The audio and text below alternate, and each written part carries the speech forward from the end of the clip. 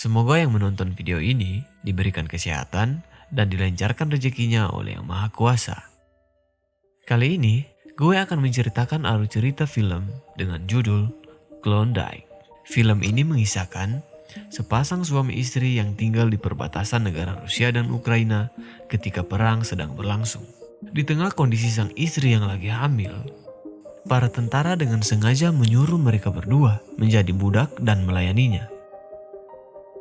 Oke, daripada kelamaan, gue Alex, selamat datang di channel Cerita Dong.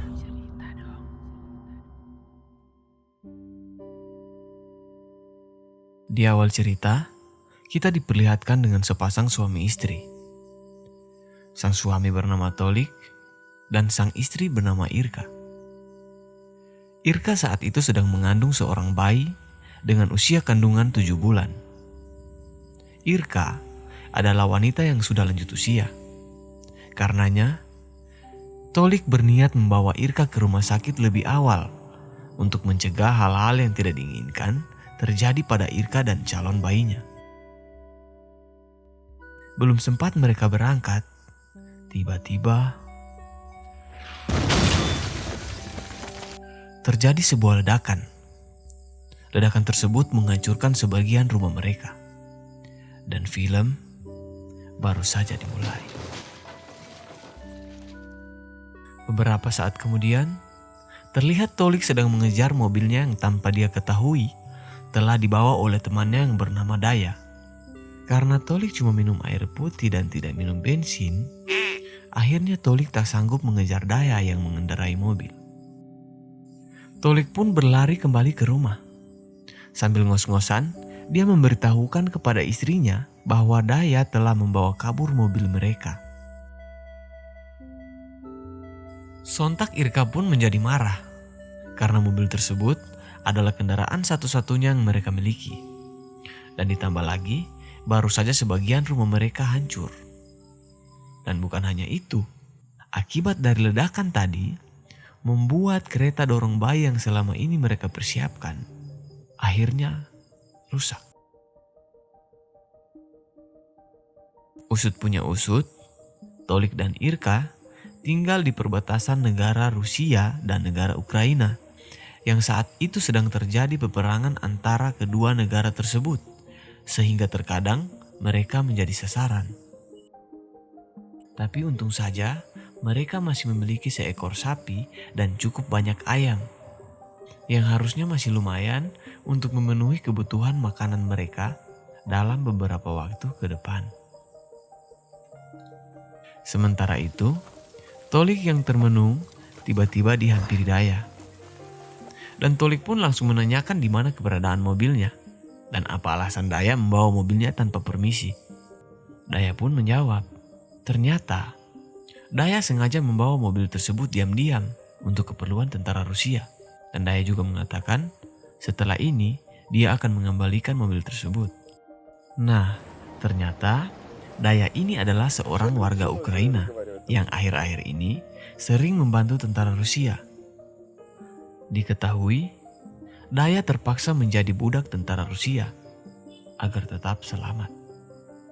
Daya memberi saran kepada Tolik untuk menjual sapi dan sebagian ayam-ayamnya sebelum tentara-tentara Rusia mendatangi mereka dan mengambil paksa sapi dan ayam-ayam tersebut untuk dijadikan persediaan bahan makanan mereka sendiri.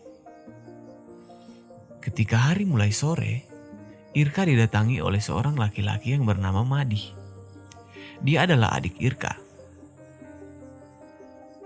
Dengan tergesa-gesa, Madi mengungkapkan bahwa dia akan membawa kakaknya keluar dari desa tersebut.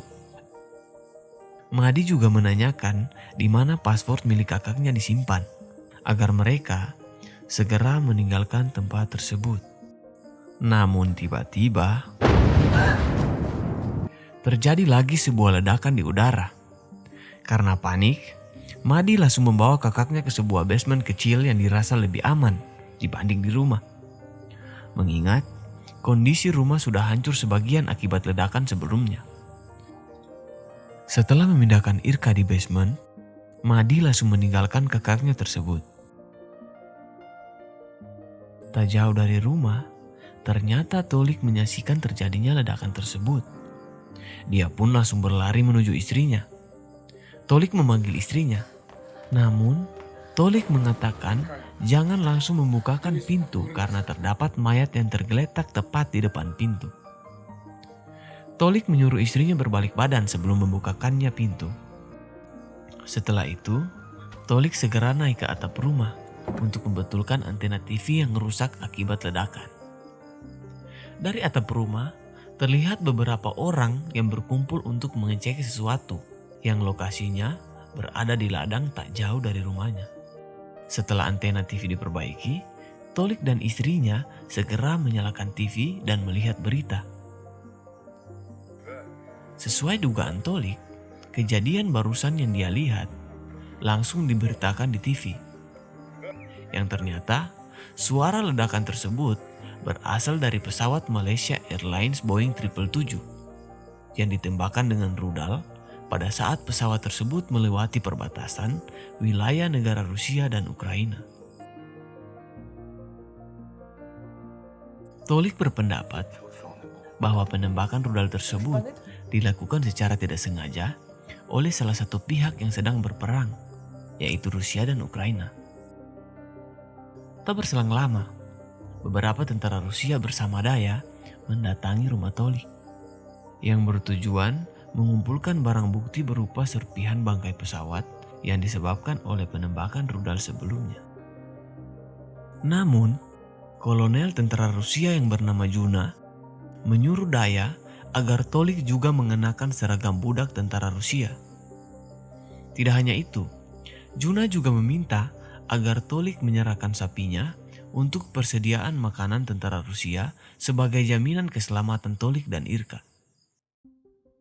Dan dengan terpaksa, mau tidak mau Tolik menuruti perintah kolonel tersebut. Dengan segera, Tolik menyembelih sapi satu-satunya milik mereka untuk diberikan sebagai jatah keamanan. Setelah itu, Daya mengatakan kepada Tolik bahwa dia berniat membantu Tolik dan Irka. Dia berencana akan membantu Tolik dan Irka untuk keluar dari desa ini. Namun masalahnya, Tolik harus membujuk istrinya terlebih dahulu. Sebab Irka tidak mau meninggalkan desa yang sudah menjadi tempat tinggal mereka selama ini. Daya pun berjanji kepada Tolik akan mengembalikan mobil Tolik besok pagi. Di sisi lain, Irka menyadari bahwa Tolik sudah merelakan sapi kesayangannya. Dia sangat sedih. Si sapi yang selama ini dirawatnya dengan sepenuh hati hanya diberikan cuma-cuma kepada tentara Rusia untuk dijadikan makanan. Ketika di luar, Tolik tanpa sengaja melihat beberapa tentara yang sedang mondar-mandir dan mayat-mayat yang berserakan di sekitar ladang. Mayat-mayat tersebut adalah korban yang terlempar dari dalam pesawat Malaysia Airlines yang meledak karena tembakan rudal barusan, sehingga menyebabkan para penumpang pesawat berjatuhan layaknya konfeti di pesta ulang tahun. Di malam harinya, terlihat Tolik yang ingin bermesraan dengan Irka, namun mentah-mentah Irka menolaknya. Bukan tanpa alasan, Irka kesal dengan apa yang dilakukan Tolik terhadap sapinya. Irka mengatakan kepada Tolik bahwa Tolik masih bau darah. Keesokan paginya, terlihat Madi kembali mendatangi rumah kakaknya. Dari jauh, Madi melihat Tolik yang sedang tertidur di sofa. Dia berniat mengambilkan air minum untuk Tolik dan menghampirinya. Namun tiba-tiba, Madi menodongkan pistol kepada Tolik karena melihat seragam budak Rusia yang berada tepat di samping Tolik. Madi mengatakan bahwa Tolik adalah pengkhianat Ukraina. Dan di tengah perdebatan, Irka menyuruh Madi dan Tolik memperbaiki pagar dibanding buang-buang waktu untuk berdebat di kondisi seperti sekarang. Ketika di dapur, Madi kembali menanyakan di mana keberadaan paspor kakaknya dan berniat mengajaknya untuk pergi dan meninggalkan desa. Namun Irka langsung mengalihkan pembicaraan yang seolah-olah menolak untuk meninggalkan desa dan rumah tempat tinggalnya. Di saat kembali bersih-bersih, Madi menyetel lagu Ukraina yang membuat Tolik kesal dan marah. Karena menurut Tolik, lagu tersebut dapat mengundang tentara Rusia yang akhir-akhir ini sering berpatroli di wilayah perbatasan di dekat rumah mereka. Segera Tolik menghentikan lagu tersebut, dan sontak Mardi kesal dan tidak terima atas yang dilakukan Tolik. Mereka pun bertengkar. Karena kesal atas perkelahian adik dan suaminya, Irka langsung menyiram mereka berdua dengan air panas yang akhirnya mereka semua gak jadi minum kopi. Di luar, tiba-tiba Irka melihat sekumpulan warga Ukraina yang ditangkap oleh tentara Rusia. Inilah alasan Tolik terpaksa menjadi budak tentara Rusia. Dia tidak ingin istrinya yang sedang hamil tua juga ikut ditangkap oleh tentara Rusia yang telah menguasai wilayah perbatasan. Beberapa saat kemudian, Daya menepati janjinya untuk mengembalikan mobil Tolik. Namun, di dalam mobil ada sepasang suami istri yang merupakan warga negara asing yang sedang mencari keberadaan anaknya. Jadi, sepasang suami istri ini merupakan orang tua dari seorang anak yang menjadi penumpang pesawat Malaysia Airlines yang meledak sebelumnya. Tolik dan Irka pun memperbolehkan untuk tetap ikut bersama mereka. Mereka pun sampai di perbatasan desa. Di sana, terdapat tentara Rusia yang berjaga. Mereka diminta menunjukkan identitas mereka. Kedua orang asing tadi diperbolehkan untuk keluar desa. Namun tidak dengan Tolik karena memiliki paspor Ukraina. Tolik mencoba menyogok tentara-tentara tersebut dengan sejumlah uang. Karena Tolik ingin sekali membawa istrinya yang sedang hamil keluar dari desa tersebut. Namun tidak dengan Irka. Dia sangat kecewa pada Tolik karena tidak memberitahu padanya bahwa suaminya tersebut berencana membawanya untuk keluar meninggalkan tempat tinggalnya yang sekarang. Irka pun menginjak gas dan memundurkan mobil sejauh mungkin dan meninggalkan Tolik. Setelah dirasa cukup jauh, Irka keluar dari mobil dan membawa jerigen yang berisi bensin persediaan. Tolik pun mengejar Irka. Tapi tiba-tiba,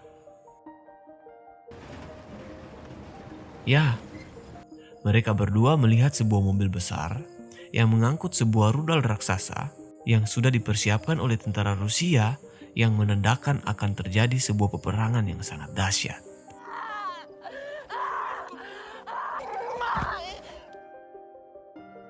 Kembali ke rumah, nampak Irka sedang berbaring di atas ranjang dan sedang meratapi nasib mereka saat ini. Irka menyuruh Tolik untuk mengusap perutnya, yang di dalamnya terdapat buah hati mereka berdua. Setelah istrinya tertidur, Tolik diam-diam sebat di luar rumah. Kemudian Tolik membawa makanan ke dalam basement. Ternyata, akibat pertengkaran tadi pagi, Tolik terpaksa menyekap Madi di dalam basement. Karena suara dan bau mulut Madi mirip knalpot racing.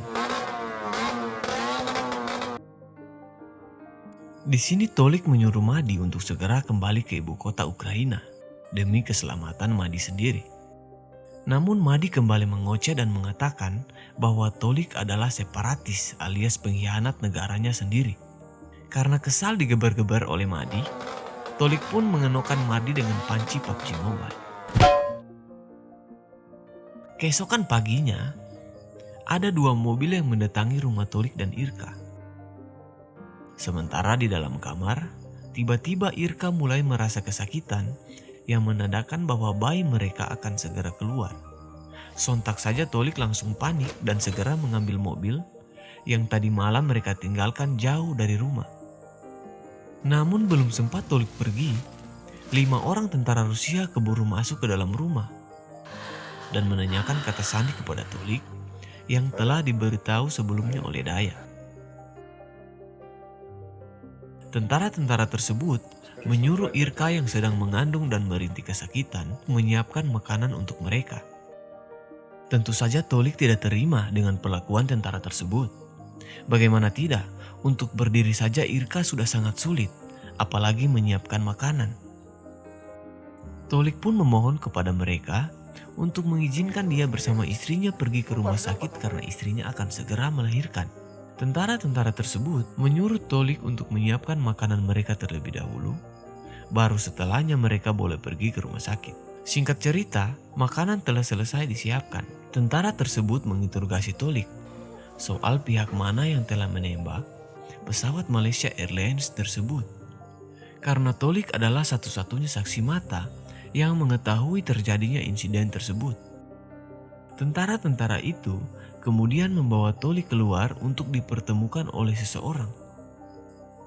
Tapi ternyata orang tersebut adalah Madi, adik iparnya, yang telah ditemukan oleh tentara lainnya. Mereka meminta Tolik untuk menembak Madi jika tidak mengenalinya.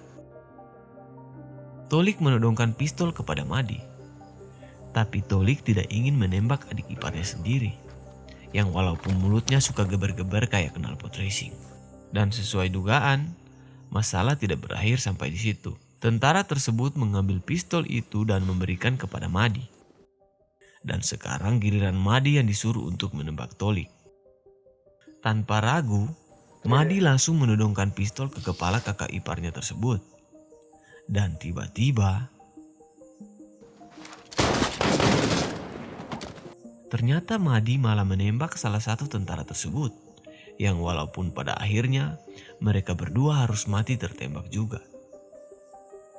Di saat yang bersamaan di dalam rumah, terlihat Irka yang sudah tak sanggup lagi dan akhirnya melahirkan anaknya di sebuah sofa. Dan film pun jangan lupa like, comment, and subscribe. berakhir. Subscribe.